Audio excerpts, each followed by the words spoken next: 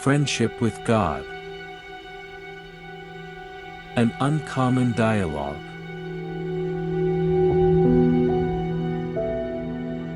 "12.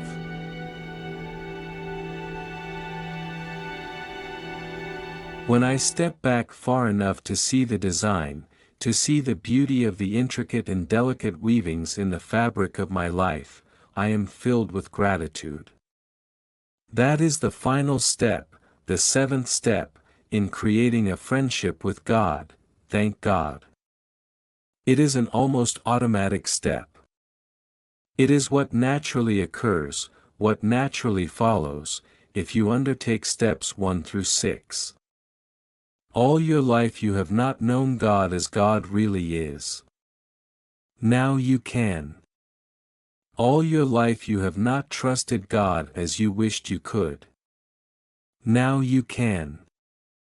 All your life you have not loved God as you've wanted to. Now you can. All your life you have not embraced God with a closed nest that made God a very real part of your experience. Now you can. All your life you have not used God as you would use your best friend. Yet now, being as close as you are, you know that you can. All your life you have not helped God in a conscious way, because you did not know that God wanted any help, and even if you did not know how to give it. Now you do. It is not your fault that you did not know God. How can you know one thing when everyone is telling you another? It is not your fault that you did not trust God. How can you trust that which you do not know? It is not your fault that you did not love God. How can you love that which you do not trust? It is not your fault that you did not embrace God. How can you embrace that which you do not love? It is not your fault that you did not use God. How can you use that which you do not hold? It is not your fault that you did not help God. How can you be helpful with that for which you have no use? And it is not your fault that you did not thank God. How can you be thankful for that which cannot be helped? Yet today is a new day. Now is a new time. And yours is a new choice. It is a choice to create anew your personal relationship with me. It is a choice to experience, at last, a friendship with God. Everybody in the world wants that. Everybody who believes in God, anyway. We've tried our whole lives to have a friendship with you. We've tried to please you, to not offend you, to find the real you, to have you find us. We've tried everything. But we haven't followed these 7 steps. At least, I certainly haven't. Not the way you've got them laid them out here. So, thank you. But may I ask you a pointed question? Certainly. Why is gratitude necessary? Why is it so important that we thank you? Why is it one of the 7 steps? Are you a God with such ego needs that if we do not show you our gratitude, you will take away all good things?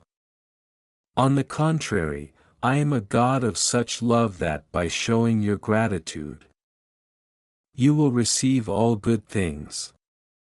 That sounds like a backward way of saying the same thing. I have to show my gratitude in order to receive good things. You do not have to, it is not a requirement. Many people who seem not the least bit grateful enjoy goodness. Okay, then I am totally confused. Gratitude is not something I require. It is not an ego salve, a greaser of the skids, an oiler of the wheels. It does not make God more likely to be good to you next time. Life sends you good things whether you are grateful or not. But with gratitude, life sends them to you faster. That is because gratitude is a state of being. Remember when I said, thinking is the slowest method of creation? Yes. I was very surprised by that. You shouldn't be. You perform all of your body's most important functions without thinking about it. You don't think about blinking an eye, or taking a breath, or beating your heart. You don't think about perspiring, or saying ouch. These things just happen, because you are a human being. That is, a human, being. Yes, I remember. You said earlier that some life functions and experiences are created automatically, without any effort, at the level of experience called subconscious. Is this where we create most effectively? No. You create most effectively, most efficiently, and most rapidly when you create not from the subconscious, but from the superconscious. The superconscious is the name given to that level of experience reached when the superconscious, conscious, and subconscious are all rolled into one, and then transcended. This is a place above thought. It is your true state of being, and this true state is who you really are. It is unperturbed, unmoved, unaffected by your thoughts. Thought is not first cause. True being is. We are exploring now, very deeply, the most complex esoteric understandings. The differences here, the nuances, become very delicate. That's okay, I think I'm ready for it. Go. All right. But remember, here is where we get into some languaging problems. What I'm going to have to do here is cross over into a larger context, and speak from a standpoint of ultimate reality, and then cross back over into the illusion, which is the reality in which you are now living, and hope you can make the translation. I understand. Let's give it a whirl. Are you sure? This is going to be rough going here. This is going to be tough sledding, the toughest part of our dialogue so far. You may want to skip over this, just take my word for all this, and go right on. I want to understand it. At least, I want to try. Okay. Here we go. Try on this statement, beingness is, thought does. What does that say to you? It says that beingness is not an action, it is not an undertaking, it is not something that occurs. Rather, it is an is-ness. It is what is. It is a so-ness, it is what is so. Good. And what about thought? It says that thought is a process, a doingness, something that happens. That's very good. So what are the implications of that? Anything that happens takes time. It may happen very fast, like thought, but it still takes what we call time. Something that is, however, simply is. It is right now. It's not going to be, it is right here, right now. In short, ing is faster than doing, and being is therefore faster than thinking. You know what? I should have hired you as my interpreter. I thought you did. Ah, good one. Okay, now try this statement, being is first cause. What does that say to you? It says that being causes everything. What you are being, you experience. Excellent. Yet does being cause thought? Yes. If the proposition is correct, then yes, being would cause thought. So, what you are being affects how you think. Yes, you could say that. Yet I have said that thought is creative. Is this true? It is, if you say that it is. Good. I'm glad you have come to trust me. Now, if thought is creative, can thought create a state of being? You mean, which comes first, the chicken or the egg? Exactly. I don't know. I suppose if I am being sad, I can change my mind about that. I can decide to think happy thoughts, to dwell on positive things, and suddenly, I can be happy. You have told me that I can do this. You have said that my thought creates my reality. So I have. Is it true? Yes, it is. Yet, let me ask you this. Do your thoughts create your true being? I don't know. I've never heard you use that phrase before. I don't know what my true being is. Your true being is all of it. It is everything. It is the all in all. The Alpha and the Omega, the beginning and the end, the oneness. In other words, God. That's one other word, yes. So you're asking me if my thought creates God? Yes. I don't know. Then let me pick it up from here and unravel it for you. Please. We're limited here by language and context, as I have explained now several times. I understand that. Okay. Your thought about God does not create God. It merely creates your experience of God. God is. God is the all in all. The everything. All that ever was, is now, and ever will be. So far, so good. So far, so good.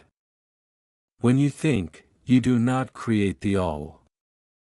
You reach into the all to create whatever experience of the all that you choose. All of it is already there. You are not placing it there by thinking about it. Yet by thinking about it, you are placing in your experience that part of the all about which you are thinking. Did you follow that? I think I did. Go slowly. Go very slowly. I'm trying to keep up. Your true being, which is who you really are, precedes everything. When you think about who you wish to now be, you are reaching into your true being, into your total self. And focusing on a part of your total self that you now wish to experience. Your total self is all of it. It is the happiness and the sadness. Yes, yes. You have said this before. You have said of me, you are the up and the down of it, the left and the right of it, the here and the there of it, the before and the after of it. You are the fast and the slow, the big and the small, the male and the female, and what you call the good and the bad. You are all of it, and there is none of it that you are not. I have heard you say that to me before. You are right. I have. Many times have I said this to you. And now you understand it better than you ever have before. And so, does thinking affect being? No. Not in the largest sense.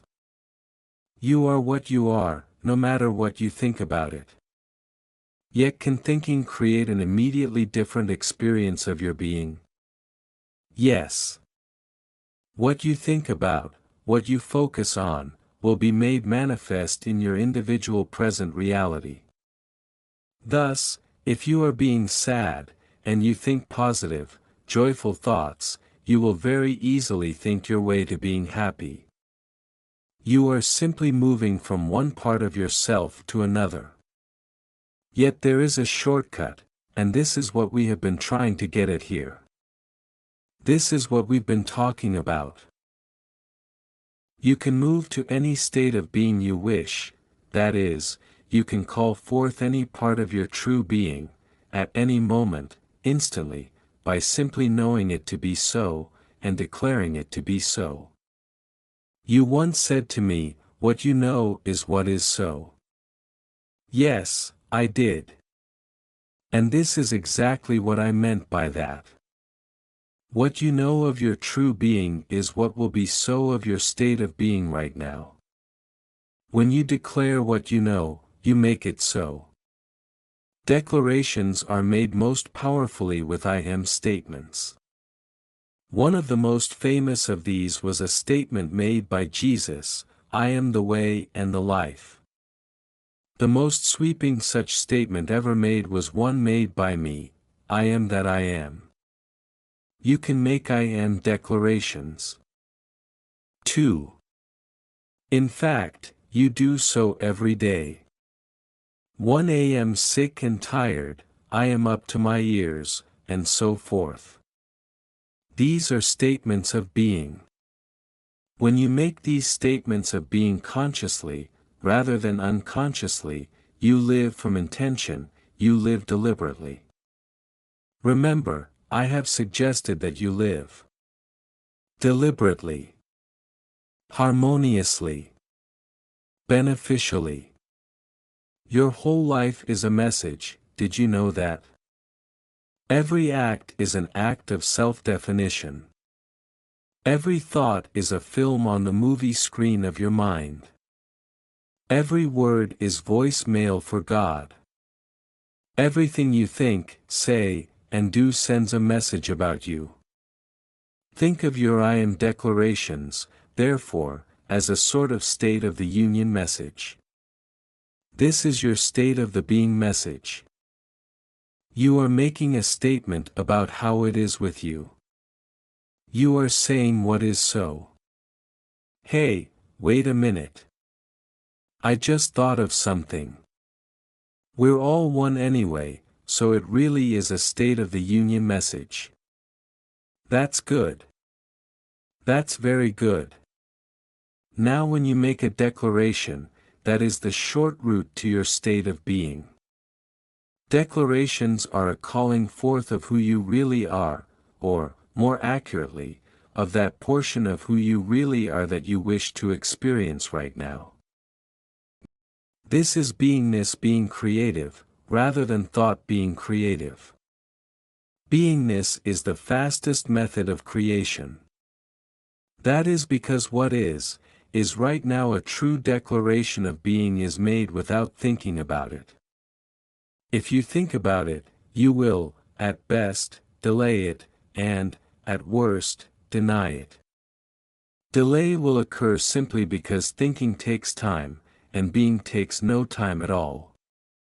Denial could occur because thinking about what you choose to be often convinces you that you aren't that, and can't ever become that.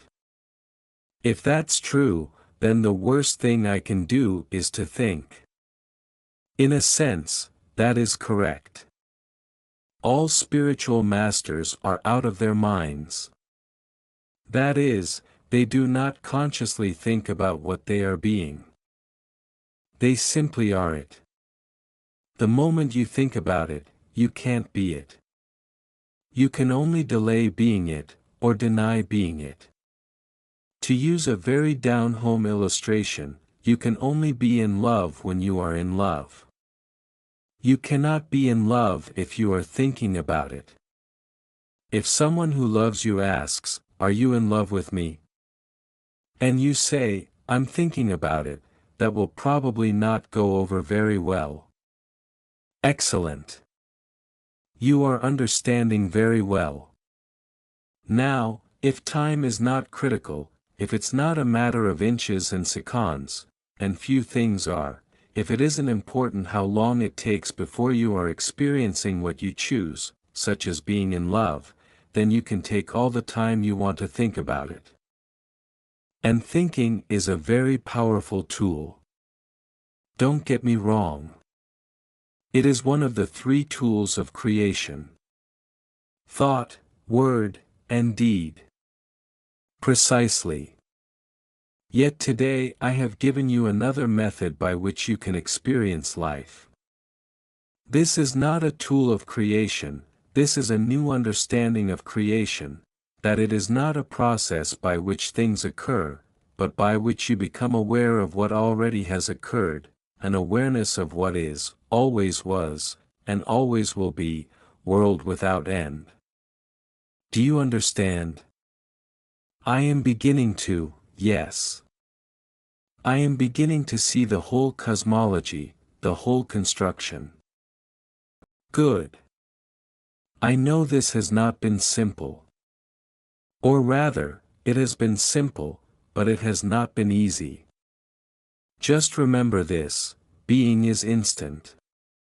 Compared to that, your thought is very slow. As fast as thought is, it is very slow compared to being.